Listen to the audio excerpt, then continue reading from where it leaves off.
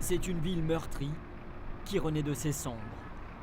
Dans les décombres de la guerre, la vie reprend ses droits à Alep. La moitié des 2 millions d'habitants qui peuplaient la ville est partie. Et pour les autres qui ont fait le choix de rester, il faut se reconstruire. Parmi les 35 000 chrétiens d'Alep, il y a Maria. Elle a vécu la guerre d'Alep côté ouest, côté régime, mais sans jamais se résigner à partir. Aujourd'hui, elle rêve d'une Syrie en paix. Ce Noël en est tout le symbole. Alors je crois que la vie continue et ça va passer, mais ça prend du temps. Ce n'est pas facile à reconstruire le cœur et le monument et tout. Il y aura beaucoup encore à faire pour redonner à la ville son faste d'autrefois et qui lui valait d'être classée au patrimoine mondial de l'UNESCO. Pourtant, les signes d'une renaissance sont prometteurs. Les écoles réouvrent, quelques centaines de familles d'exilés sont revenues. Reste à chasser les mauvais souvenirs.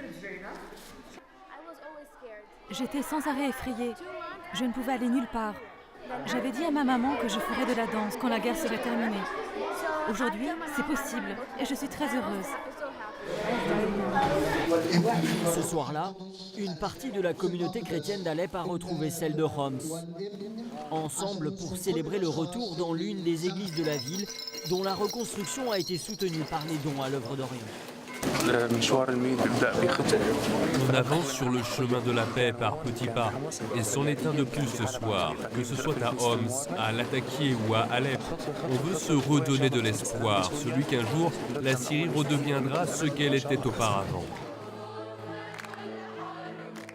Des chants de Noël pour recouvrir les rafales de balles qui résonnent encore au loin dans la campagne.